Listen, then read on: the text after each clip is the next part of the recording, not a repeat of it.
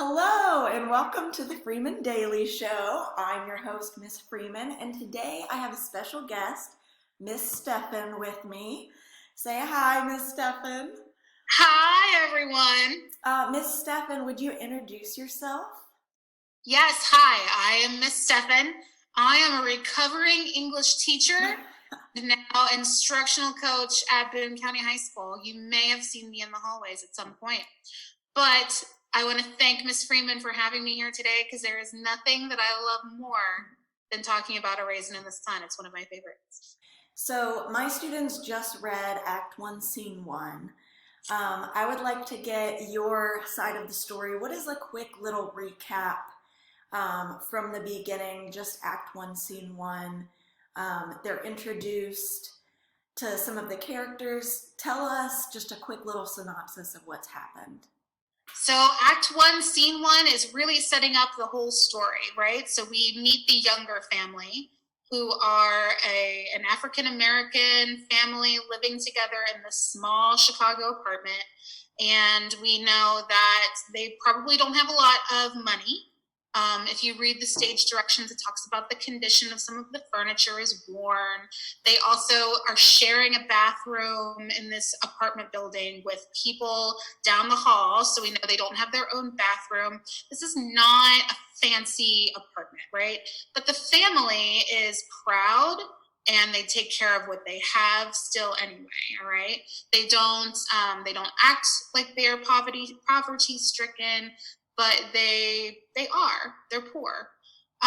Let's see. So we meet Ruth, who's the beleaguered, tired mother. We meet Travis, who's just a little boy and has to sleep on the couch. It's another way we know that they're poor, is he's sleeping on the couch. There's not a bedroom for him. We have 4 adults and a child living in this one apartment.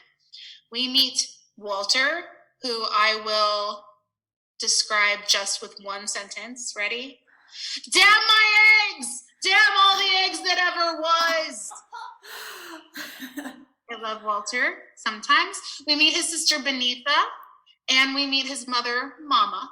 Mm-hmm. Act 1, Scene 1 is just kind of setting up who they are as a family and their dynamic with one another. All right. And what is the big, overarching anticipation in this family right now? So what are they kind of all... They're getting a check. They're getting a check. They're getting a check. They're getting a $10,000 check. Now, how they are getting that check is rather sad. So it is a life insurance check. So that means that Mama's husband, the father, has died, and now they're getting insurance money that was on his life. So this money, though, could change their life. Unfortunately, someone had to die in order for them to have this life-changing moment. All right, so I kind of want to shift our focus into talking about 2 specific characters who kind of were the center of the drama for Act 1, Scene 1. Walter and his sister Beneatha. So they are the 2 characters that are arguing with other characters. They're the very dramatic characters. Let's talk about Walter. What do we think about him? I go back and forth about Walter, honestly. Mm-hmm. Sometimes I think Walter is a jerk, and sometimes I think that I relate to Walter in a lot of ways. All right, Miss Freeman, let me ask you a question. Have you ever had a dream before? I have. Okay, so when you were little and you wanted to maybe you wanted to be president of the United States and you were 5 years old, right? Mm-hmm. Did anyone ever discourage you from your dream? Yes. Yeah, people do that, don't they? They do, and sometimes it made me think, maybe I really can't do that. And then other times it made me think, I'm going to show you. Right. So I think that's where Walter Lee is, right? He's got this dream, and really right now his dream is just a better life for his family, mm-hmm. where his wife doesn't have to, work so hard, where he doesn't have to share a bathroom with strangers down the hallway. Like, he just wants a better life, right? And the whole scene one in Act One, is people just saying, you don't know what you're talking about. It's never going to happen. This money isn't yours. Stop making plans for this money. Like, they keep like poo-pooing his dream, right? Yeah. And that's really, really frustrating for him. So I feel that on some level, that he has a dream, that he just wants better things for his family. Yeah. And nobody's really listening to him. And from a financial standpoint, if we're talking about money, there's part of me that goes out to Walter, because I'm like, he wants to invest in a business plan that could make money forever. Like, that could continue to bring an income to his family for years down the road. And he makes the point, he's like, look, I want to own a liquor store. People are always going to be drinking. That's a solid income. So part of me is like, all right, that's responsible. He wants to do something that will continue to bring his family money and support in the future. But then there's another part of me that just really doesn't like Walter at all. I mean, he doesn't seem too concerned about Ruth and her happiness, her well-being. Maybe he's concerned about, getting his family money, which they need, but there's part of me that's just like, he's blaming her. He's like, you know what my problem is? It's you. It's all the women in the world and these stinking eggs. Yep. Eggs. I know. Well, I think Walter, in a lot of ways, is just kind of a product of that 1950s environment, right? So let's think of men and women now versus what men and women were expected to do and be in the 50s, right? It was very different. So a man is supposed to be the breadwinner of his family. He's supposed to take care of everyone financially. He's supposed to provide them with a roof over their head, with food on the table. And so Walter's looking around at all these women in his house, and these women have to also contribute. Mama has to work, and Ruth has to work, and Benita has to work and go to school. So he's looking at all these women that have to contribute, and he can't do it on his own. And I think that that's frustrating for him. And that makes him kind of act like a jerk a lot, because he's kind of a man in the 1950s, and he knows that that's not the way it's supposed to go. Yeah, and I think there's like a pride that he wants to achieve in taking care of his family, and I think that shows when he is offering his son money for school. His son wants 50 cents for school. He said the teacher said we need to bring 50 cents today. So he gives his son 50 cents. Ruth is in the back like, and then he's like, you know what, Travis? Here's a treat. Here's another 50 cents. You have a fun day. All right. And why is Ruth upset about that? Because Ruth already said no, and they don't have the money. Ruth is very conscientious of how hard everybody works and how hard it is to get 50 cents. And she said, we don't have it. And Walter's really mad at her for saying, we don't have it. Don't tell my son we don't have 50 cents, even though they don't have 50 cents. All right. They don't have it to spare, but he's like, don't tell my son that, because that reflects on him as a man, as the breadwinner. So of course he's gonna, his pride kind of gets in there, and he gives Travis 50 cents that they don't really have to spare, and then gives him another 50 cents for cab fare. And then at the end, goes and asks Ruth on his way out to work, he's like, hey babe, I need some money so I can get to work. I need 50 cents. Yes, he doesn't have it to spare, but yet his pride takes precedent, takes more importance than his reality. Yeah. So one thing that I'm going to be asking of my students is that they're always backing these things up with text evidence. So yes, we have said a lot of thoughts and opinions about Walter Lee. I would like to show them the play and show them how we're backing this up with text evidence. Okay. So I'm going to go ahead and back up my first thought on Walter, Mm-hmm. which was that he just has a dream and no one's listening to him, right? So I need to find, since this is a play, it's actually a little easier, I think, to find textual evidence because it's all conversation, right? Mm-hmm. So to find a part in the play where I can back up my thought that Walter just has a dream and no one is paying attention to him, and that's frustrating for him, right? So let me go ahead and share my screen. I've got my play pulled up here. This is the egg scene, right?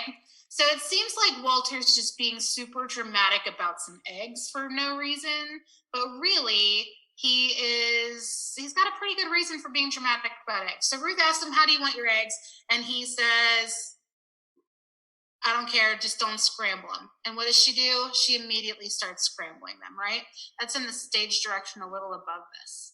So then she says, "Walter, leave me alone. Eat your eggs. They're going to be cold." So he's telling her, "Honey, I got a dream. This is what I want to do. I want to start this liquor store." And she's like, "Eat your eggs, eat your eggs." And he explodes, right?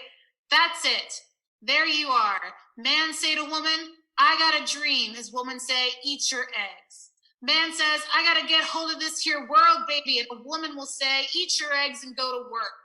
Man say, "I got to change my life. I'm choking to death, baby." And his woman say, your eggs is getting cold. All right. So he's saying, "Look, I'm telling you about my dream. I'm telling you that I'm gonna take hold of this world. I'm gonna control my fate and destiny. And all you have to say is eat your eggs." Now, if I needed to do the opposite and say, like, Walter's being a jerk, Ruth and Travis, good. And now I see Walter coming in. So I know Walter is also going to be a part of this. So I know this is the area where we're getting close here. Right here. So this idea that his pride comes first can be seen right here, where it's in stage direction. All right. He hands the boy the coin, but his eyes are directed to his wife's. All right. Mm-hmm. Travis takes the money, and then without even looking at his son, still staring hard at his wife, and gives him the other 50 cents. All right. The reason I would choose those two stage directions is because Walter's not doing this for his son. He's not doing it because he loves his son and he wants his son to have 50 cents. He's doing this to show Ruth, "Hey, Ruth, I'm still in charge here." Mm-hmm. All right. And that's pride. So when he's handing the coins to his son, and his son, he's not even looking at his son, he's just staring down at Ruth. That's telling us that's pride right there. He's not doing that for Travis. He's sending a message to Ruth. Yeah, it's just like when my 8-month-old puppy just stares me right in the face and pees on the carpet. Oh yeah, this one right here. Yeah, make angry eye contact while she's pooping on the. She's awful. So now let's talk about Ruth. Or I mean, Benitha, sorry. Benitha. She's also a lot of drama. She's a lot. So Benitha is Walter's sister. Yes. Lives in the house with them. And when we're introduced to her, she's kind of rushing around like, "Oh, I need the bathroom. I got to get ready." And we find out that she is in college. So what are your thoughts on Benitha? What do you think about Benitha is not just in college, she's in med school, right? So she's going to be a doctor. So she's got this huge dream. And honestly, like, the dream of being a doctor now is still big, but being a African American woman in the 1950s to become a doctor, that's huge, right? So she's got gender and racial things that she's got to work through to make that dream happen. So Benitha is in med school. She obviously has probably a brighter future than her older brother, Walter Lee. And she's spunky, and I like her in a lot of ways. I love Benitha, but Benitha is also really young, right? Benitha is in so many ways, like, she's trying to find out who she is. So kind of like when I was in high school. Miss Freeman, do you remember when you were in high school? Oh yeah, it wasn't that long ago. It really wasn't, because you're a child. So I'm kidding. You're not. You're an adult. But when you were in high school, like, Do you remember like having to feel like you didn't know who you were, right? Totally. Yeah, that was totally me. I didn't know who I was yet as a person, and I was trying to figure it out, and that's what Beneath is doing. So I feel a lot like Beneatha when I was in high school. I dressed a certain way because I thought maybe this is who I am, or I listened to certain music because I thought maybe this is who I am. I would try different hobbies. I would take different classes. Like I was just trying to figure out who I was as a person because you don't know that as a teenager. You think you do, but you really don't until you're, I would say late 20s. So she's in that stage of just trying to figure out who she is, what she wants to be. Well, she doesn't know who she is now. Yeah, so she goes through this one conversation where at the end people are kind of poking fun at her because she's taking guitar lessons. Yeah. So why is it amusing to her family that she's taking guitar lessons? Why were they kind of picking on her about that? Well, she took guitar lessons, and then she took painting lessons, and then she took horseback riding lessons. And I don't know about you, but I don't think any of those things really have a lot to do with one another. All right. So she's just trying, photography. Don't forget photography. So she's trying a bunch of different stuff, right? She's going from one thing to the other. I think even Mama said, why you flit so, baby? All right. So why do you flit around from one thing to the other so much? And really, it's just her finding herself. So I think that they make fun of her for that because for them, they're older women, especially Mama. They're of a different generation. So there wasn't an emphasis on figuring out who you were with their generation. All right, I'm a woman.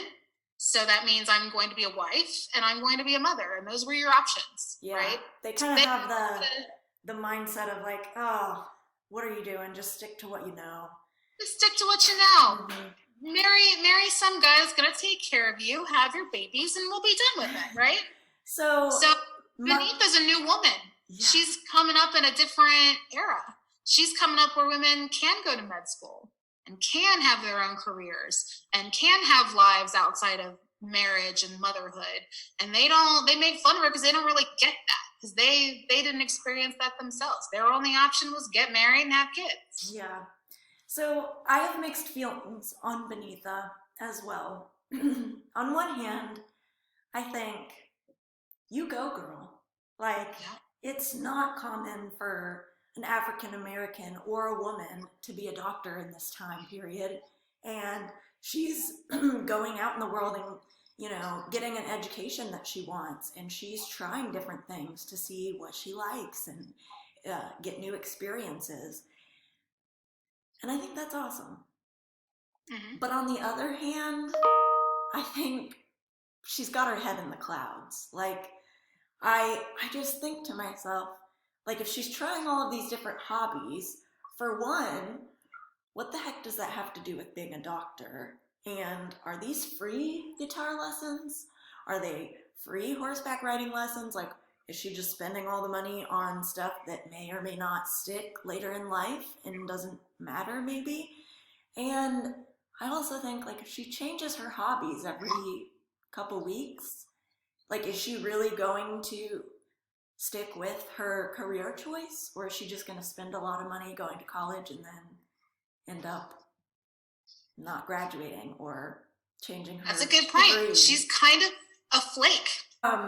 Look for some text evidence that shows these thoughts and opinions on Beneatha. So I'm going to do the same thing that I did. Hold on, let me share my screen again. I'm going to do the same thing. So I know, let's see, from my reading, that Beneatha doesn't wake up until later. So I'm just skimming right over here where it tells me who's speaking. I'm going to skim until I start seeing Beneatha. There we go. All right. So this is where Beneatha is starting to talk about everything. All right. What time do you guys go to school today? Kind of late. Madeline's going to start my guitar lessons today. What kind of lessons? Guitar. Oh, Father. How come you done taking it in your mind to learn to play the guitar? I just want to, that's all. Lord, child, don't you know what to do with yourself? How long is it going to be before you get tired of this now? Like you got tired of that little play acting group you joined last year. And what was it the year before that? The horseback riding club, for which she bought the $55 riding habit that's been hanging in the closet ever since. So this is where, I'll go ahead and highlight a little bit. This is where they're making fun of her, all right? So she's got her guitar lessons, and then I'm not really good at this. And then they start talking about all the different activities. Looks like we are almost out of time, so we'll have to go, but I would love to have you as a special guest another time. Oh my gosh, I would love to be back. All right, students, this was the Freeman Daily Show. I'm your host, Miss Freeman, and this was my special guest, Miss Steffen. We'll see you next time. Bye.